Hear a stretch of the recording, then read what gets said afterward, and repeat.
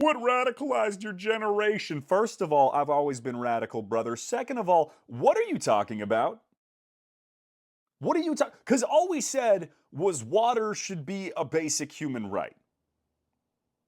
Water. Water. You know that thing that if anyone on this planet doesn't get it for 2 days, it's lights out? Water. That's radical now. All we said was that nobody in this country should have to go into generational, lifelong debt for an unexpected medical bill. You're really okay with the idea of sending a family into abject poverty because they are trying to cure their child's cancer. Basic human empathy. Basic human empathy. That's now radical. All we said was anyone out there who is working 40 hours a week should be able to cover their basic necessities. No one is saying if you work at Taco Bell, you should be able to afford a mansion and bi-weekly flights to Hawaii. But 3 square meals a day, a safe place to sleep, being able to cover your bills, yes, yes.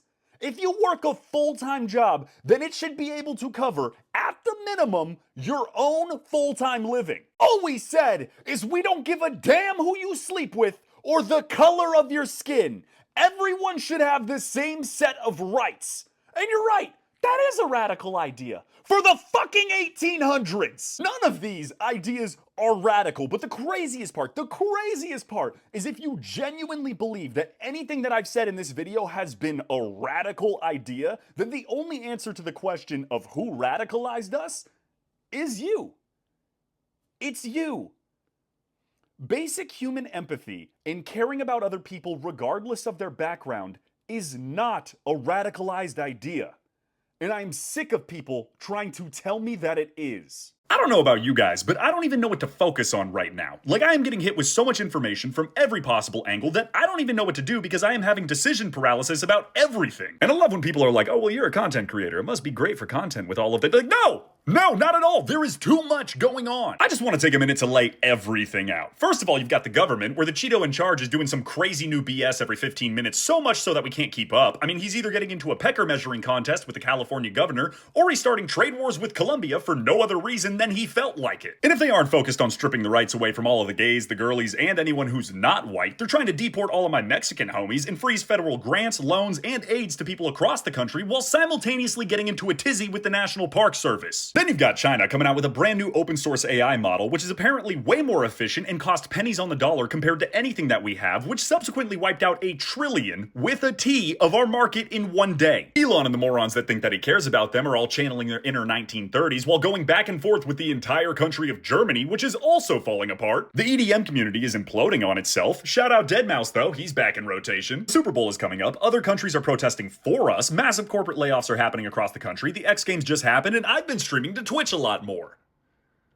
Which isn't really news, I just kind of wanted to plug myself. Come over and say what's up sometime, we're having a lot of fun. TikTok increased their number of ads and is now censoring information to the point where everybody needs to speak in code, and I still haven't even figured out what cute winter boots means. People have seemed to completely forgotten about the California fires, Ben & Jerry's is getting locked up in every single major store, and the price of everything is skyrocketing and projected to get even more expensive. And on top of all of this, TikTok could still be going away. They either need to confirm a sale or pass a new law. Apparently Microsoft is in talks to acquire them, but that's still all hearsay at this point. And the craziest part is I'm sure I'm missing like 200 other things. These are just the things that I could remember from the top of my head in the past 3 days. All of this is to say, I don't know about you guys, but I am overstimulated and exhausted, and we're only 1 month into the year. I think what I'm going to miss the most about TikTok is that it felt so low pressure. And I don't mean that in a bad way. Like, of course there were the Zach Kings and the Wisdom edits that, had a budget to them and were very editing intensive, but it didn't require that to either have a following or even have a video do well. I feel like every other social media platform nowadays, whether it's YouTube or Instagram, needs to be so carefully curated, and if you don't have the greatest idea or a Mr. Beast budget, you're just not gonna gain traction at all. Like, I've had a YouTube channel that I've posted to pretty regularly for about a year now, and I want nothing more than to be able to turn on my camera and just talk some BS to you guys like I do on here. But I feel like I can't, because I feel like I'm not putting in the same amount of effort that other creators are, therefore my video won't do as well. And my analytics support that. Also, when I look at all the big creators on the YouTube platform, only one of them even has that style of video, and it's Charlie. And Reels is fine, I guess, but after the exact same joke that's been stolen 900 times, or some other bop using an innuendo to promote their OF page, it gets kind of old pretty quick. It's also pretty apparent that their algorithm pushes what they want you to see, not what you want to see. TikTok kinda had the same feeling as going to a kickback at a friend's house where you might have not known everyone in the room, or even been the most popular person there. But at any point in time, anyone could have popped off with a hilarious joke or an amazing story and captivated the whole room. TikTok was kind of one of the last parts of the internet that didn't feel like some new age Hollywood or media conglomerate empire running things. It kind of just felt like people being people. And I'm really gonna miss that. Well, now that the holidays are over, I guess it's time that we all get back to what we were doing. Hey guys, so I'm looking for a new game to play. Come join us, man. The game is awesome. It's brand new and you get to play as cool Marvel characters. Nah, don't listen to them. You should come join us. Our game is so much fun and it's basically just soccer with a bunch of little cars. No. Don't listen to either of these idiots, alright? You want to come back to us, right? We're the go-to classic for a reason. Okay, I mean, these do all sound pretty good, but what about you? What about me? For the love of God, don't download the game, don't play the game, don't even think about the game. But you play the game! Exactly. And remember, kids, you can't trust everything that you see on the internet. Great googly moogly, look at the size of them bazongers. Looking for an American boyfriend, must be 60 years old and have active credit card. Oh baby, well I could show you a thing or two if you show me your two things. She's gonna love that. Oh, also, do you know anyone with a Cialis prescription? And send. Oh no, that was my public profile. Wow, I mean, this show is amazing. It totally highlights the downward spiral of class division through the usage of capitalistic incentives, which will ultimately bring out the worst in humanity, and how the rich and powerful will exploit those physical and mental responses for entertainment purposes rather than actually help with any meaningful social issues. Hey, check it out, some YouTuber did it in real life as a joke. Apparently it wasn't a joke, and somehow everybody missed the point of the original. Good morning, spelt with a U, to everyone else that woke up in the United Oligarchy of America today. I mean, let's be honest with ourselves. If your IQ is a number above that of a lukewarm temperature, you already probably knew that's what we were, but it took less than 2 months after the election to confirm it. The dude's not even in office yet, and we already went from let's keep the facade going to let's play here's your new overlord. He's a non-American born bad father who's built like a rhombus and likes to buy his way into companies and pretend he founded them. And the crazy part is this isn't even up for debate anymore. Go look at the definitions of oligarch and oligarchy, because America should be a citation. And in case you missed it, I'm talking about the fact that two obscenely wealthy individuals with political influence just killed a bipartisan bill through the use of threats and coercion while neither of them were holding office. That's a textbook oligarchy! So just understand that if you continue to support these morons, you're not an American.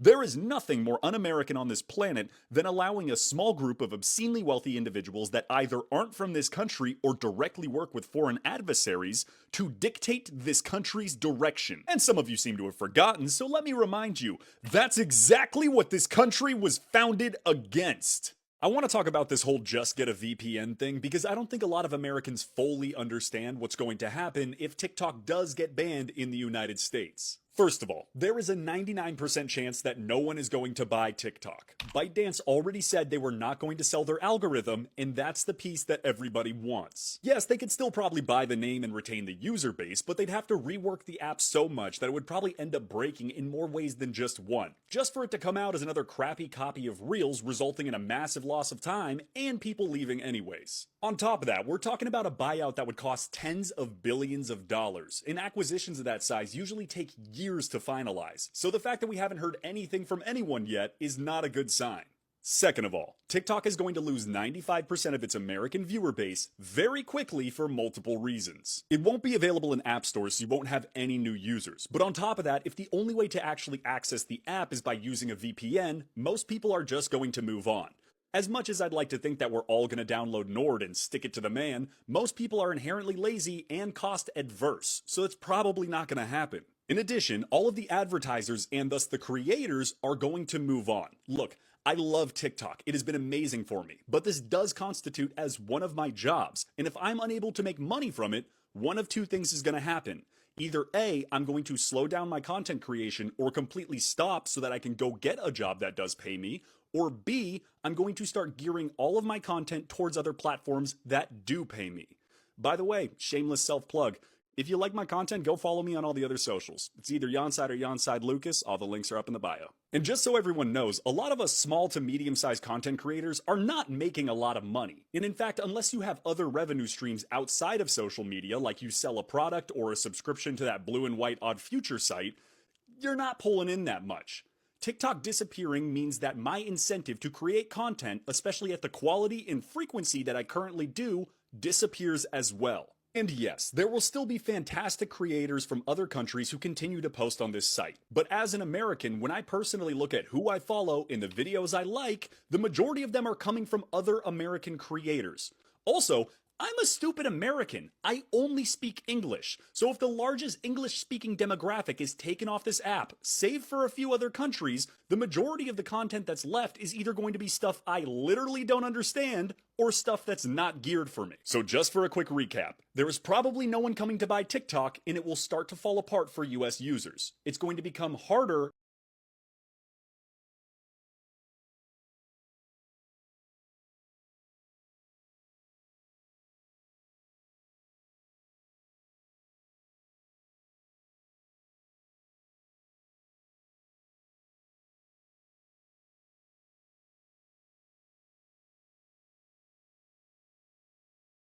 And remember, kids, you can't believe everything that you see on the internet. Oh my god, hey, look at this video. It's Michelle Obama eating a baby. What? Hi, I'm Michelle Obama, and I'm gonna eat this baby.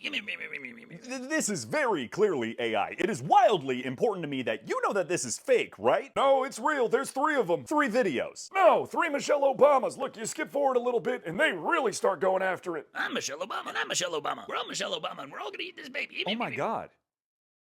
You people run our country. That poor little feller never stood a chance.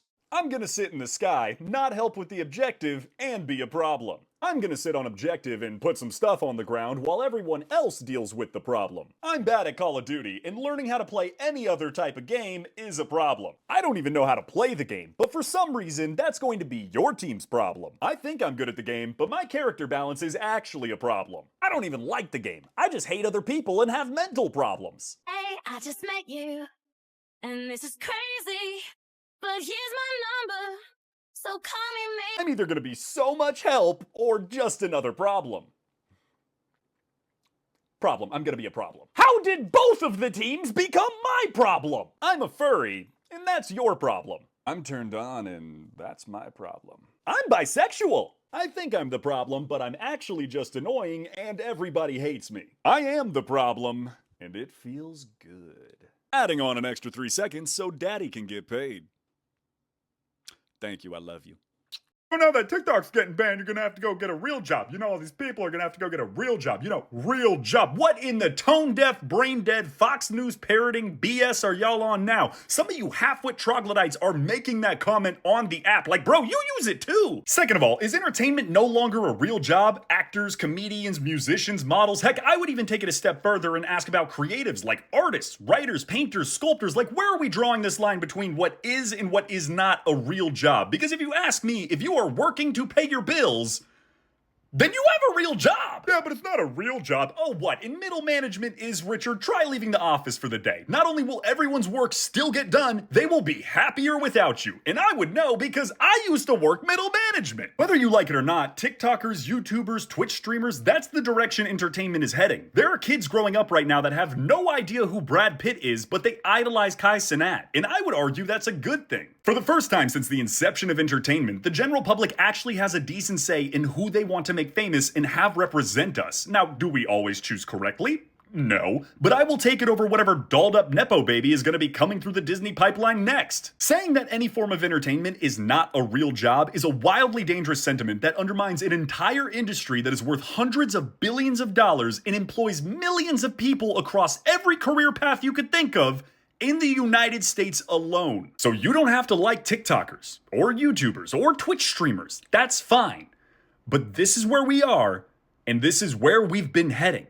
So if you seriously don't think this is a real job, do the rest of us a favor and get the hell out of the way.